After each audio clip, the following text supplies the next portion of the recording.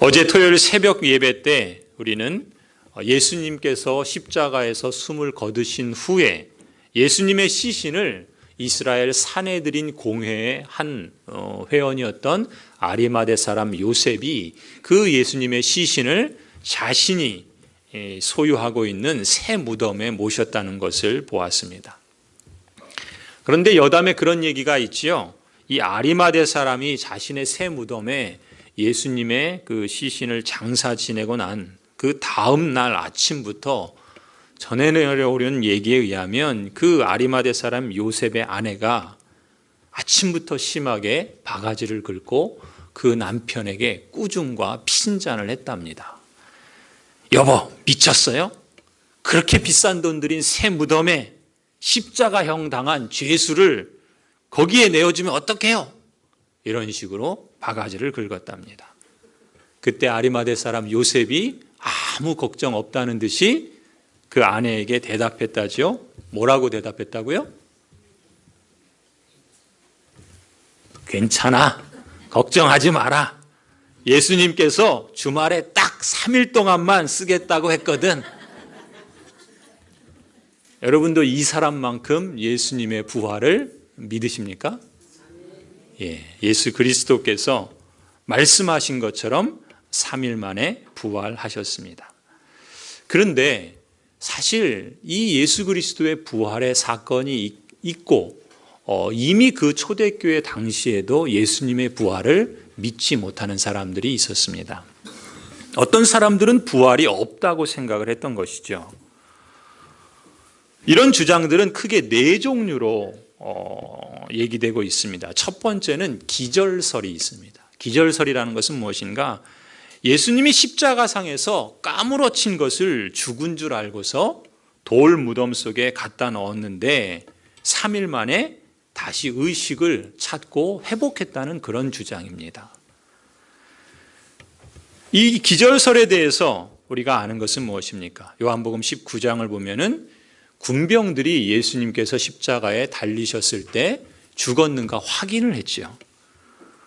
먼저 예수님 양 옆에 있던 그 정치범들, 그 강도들을 그들이 죽었는가, 그래서 안식일이 가까웠기 때문에 이 못 박힌 강도들의 다리를 꺾어버리지 않습니까?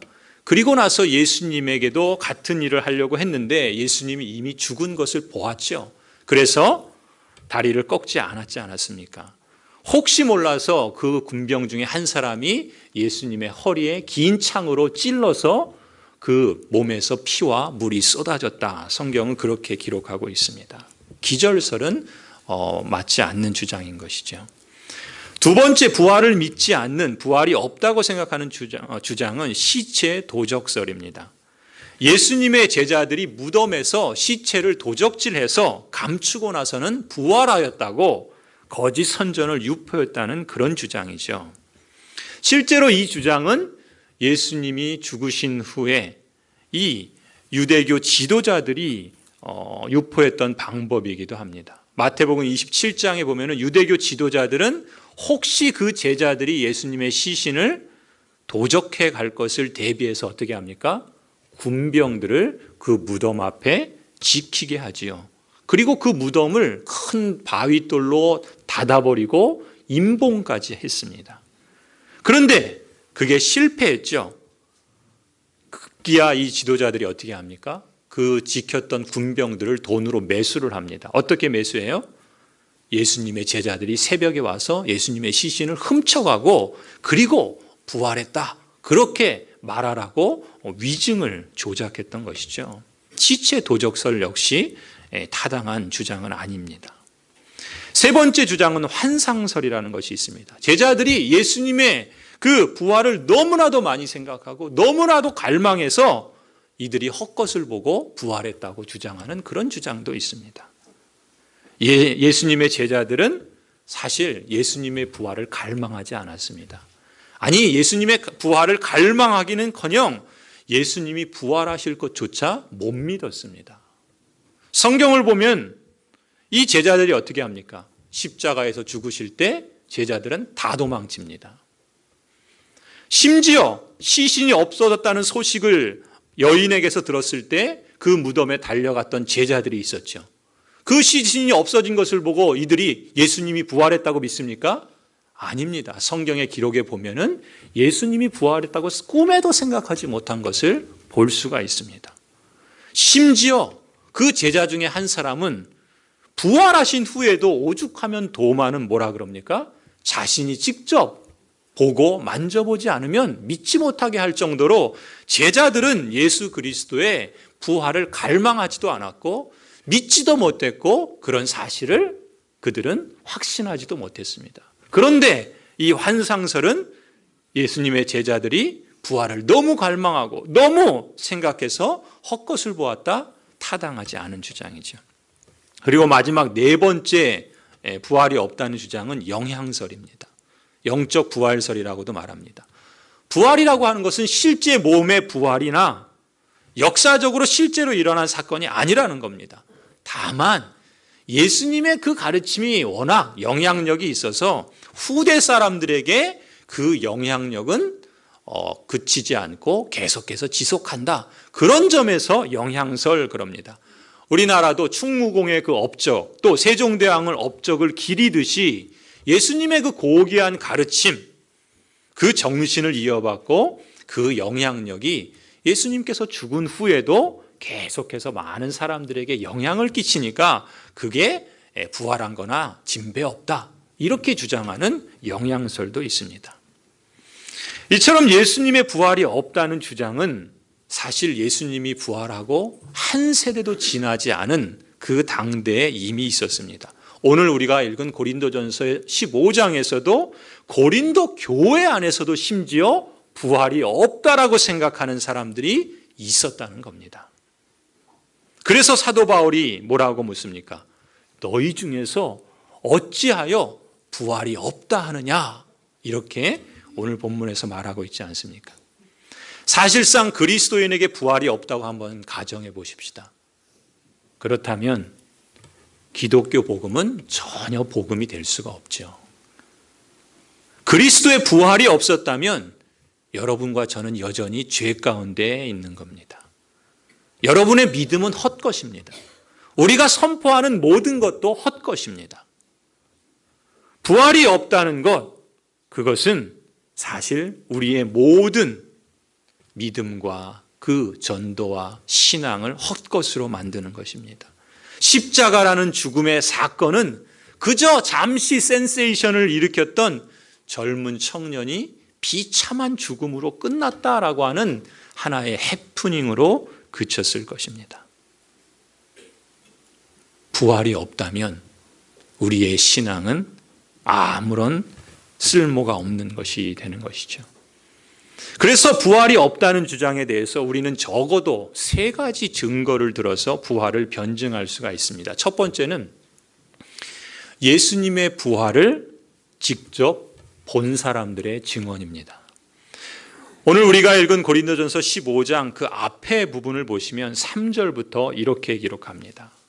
성경대로 그리스도께서 우리 죄를 위하여 죽으시고 장사 지낸 바 되었다가 성경대로 사흘 만에 다시 살아나사 게바에게 보이시고 후에 12제자에게와 그 후에 500여 형제에게 일시에 보이셨나니 그 중에 지금까지 태반이나 살아있고 어떤 이는 잠들었으며 그 후에 야고보에게 보이셨으며 그 후에 모든 사도에게와 맨 나중에 만삭되지 못하여 난 자 같은 나에게도 보이셨느니라. 예수님은 부활하신 후에 성경의 기록에 의하면 적어도 40일을 이 땅에 더 사셨다 말씀하십니다. 그리고 승천하셨습니다. 그때 예수님은 사람들에게 자신의 부활하신 몸을 보이셨고 십자가에서 죽임을 당하시기 전 줄기차게 설교하시고 기적으로 보여주셨던 그 하나님 나라에 대해서 다시금 강조하며 말씀해 주셨습니다. 그 기간 동안 예수님은 게바 베드로에게 보이셨고 12제자들에게 보이셨고 그리고 예루살렘 교회 지도자였던 야고보에게 보이셨습니다. 심지어 500의 형제들이 동시에 예수님의 부활하신 것을 보았습니다. 더 놀라운 것은 예수님의 부활을 보았던 사람들이 사도 바울이 이 고린도전서를 쓸 그 당시에도 태반이나 살아 있었다는 것입니다. 그 사람들을 직접 만나고 부활하신 그 예수님에 대한 증언을 실제로 들을 수 있었다는 것이죠. 무엇보다도 사도 바울 자신도 부활하신 예수 그리스도를 보았다고 증언하고 있습니다.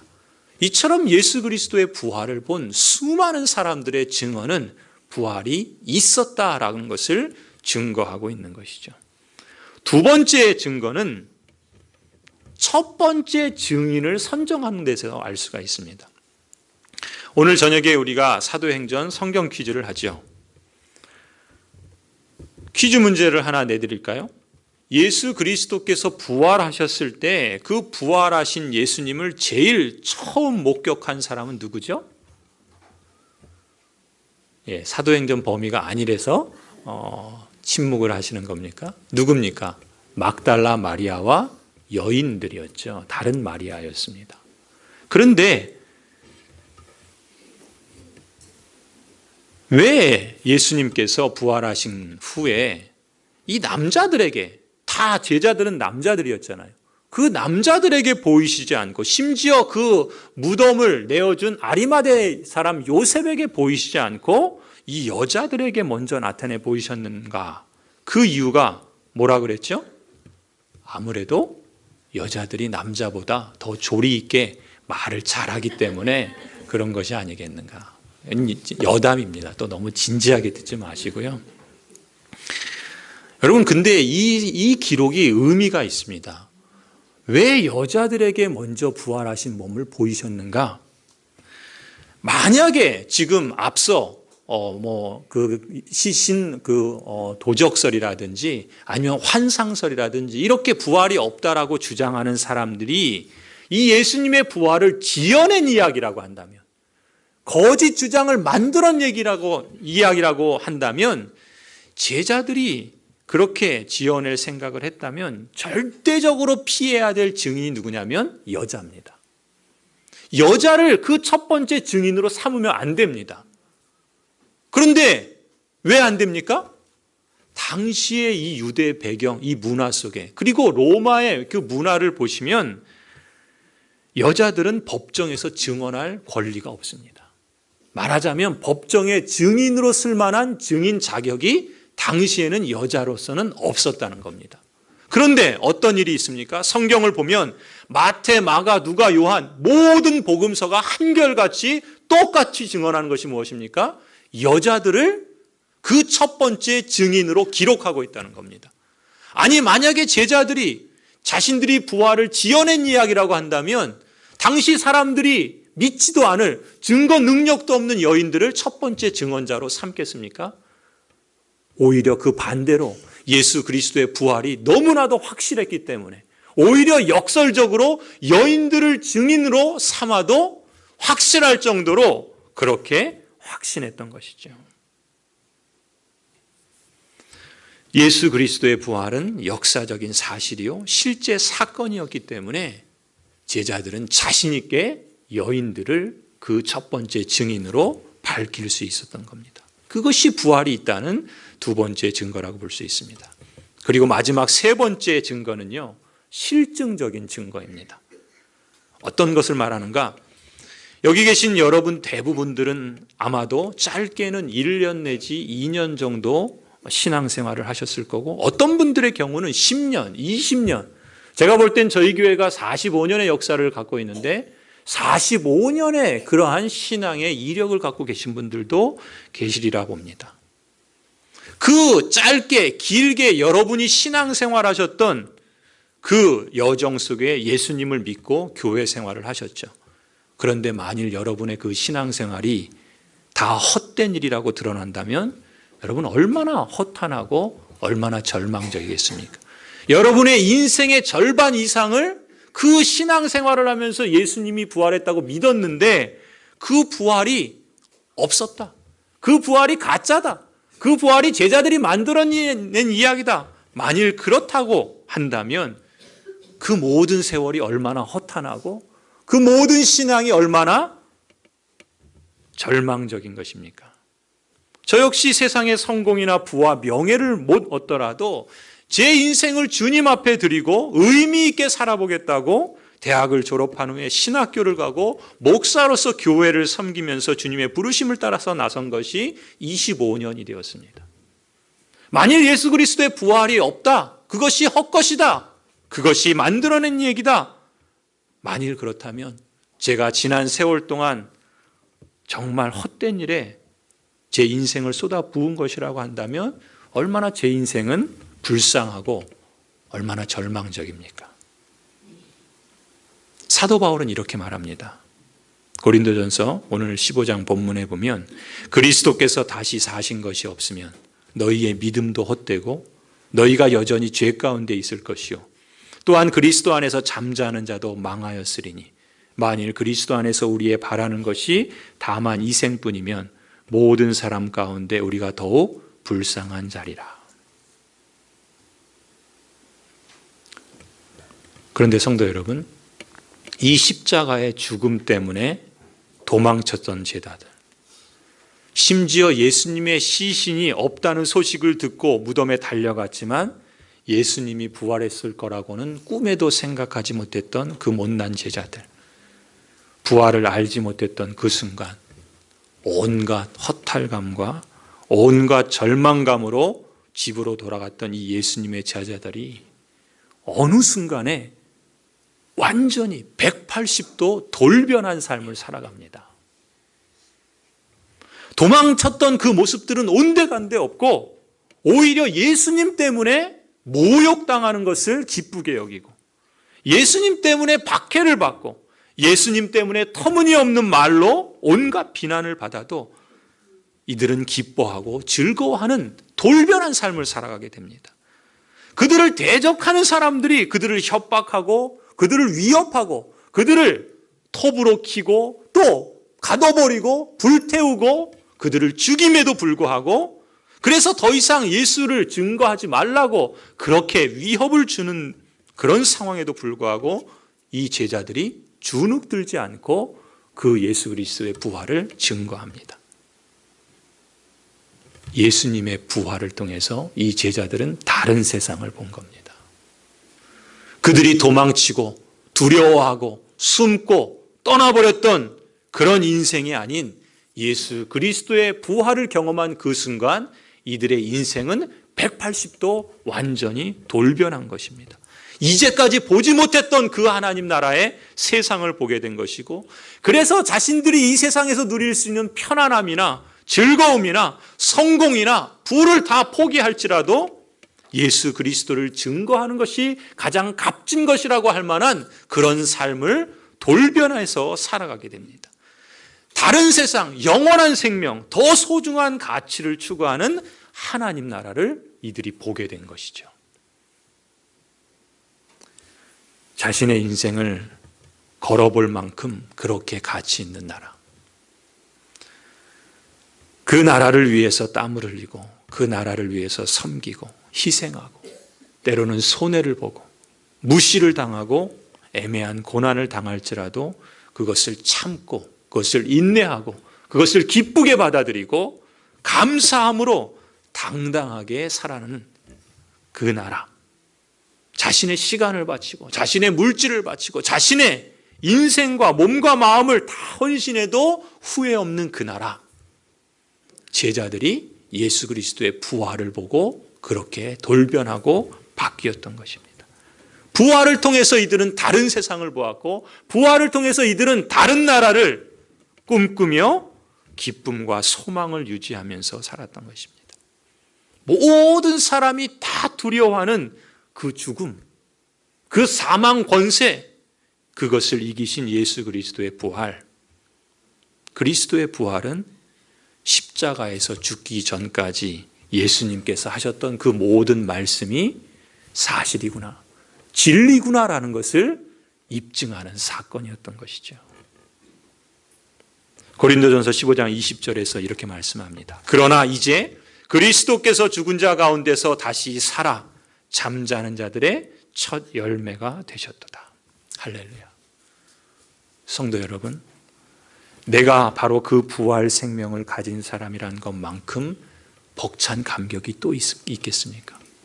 내가 그 부활 생명을 소유하고 제자들이 보았던 그 하나님 나라를 보고 나는 지금 이 땅을 살아간다라고 하는 그 사실만큼 우리를 벅차게 하는 것이 또 있겠습니까? 사망 권세를 이기신 예수님처럼 예수 그리스도를 믿는 우리도 우리의 몸과 우리의 영혼이 예수 그리스도의 그 영화로운 몸처럼 다시 부활할 것이다라는 그 사실, 그 부활을 믿는 것이 이 세상의 무엇과도 비교할 수 없는 자랑이고 자부심이고 그것이 우리의 삶을 이어갈 만한 그런 놀라운 사실이 아니겠습니까? 저와 여러분 모두에게 부활의 기쁨이 우리의 삶을 이어가야 할 충분한 이유가 된다고 저는 믿습니다. 우리가 살아가는 모습을 통해서 우리의 인생 여정을 통해서 우리도 예수 그리스도의 부활의 증인으로 이 땅을 살아갈 수 있다는 것이 얼마나 감사한 일입니까? 지금 우리도 전혀 다른 세상을 사는 사람임을 실감하면서 그 진면모를 우리도 다 함께 누려가면서 살 수 있기를 기원합니다. 부활하신 예수 그리스도를 찬송합니다. 예수님의 부활을 말과 삶으로 증언하시며 그 기쁨과 그 소망 가운데 이 땅의 여정을 힘있게 살아가는 저와 여러분이 되기를 주님의 이름으로 간절히 축원합니다. 기도하시겠습니다.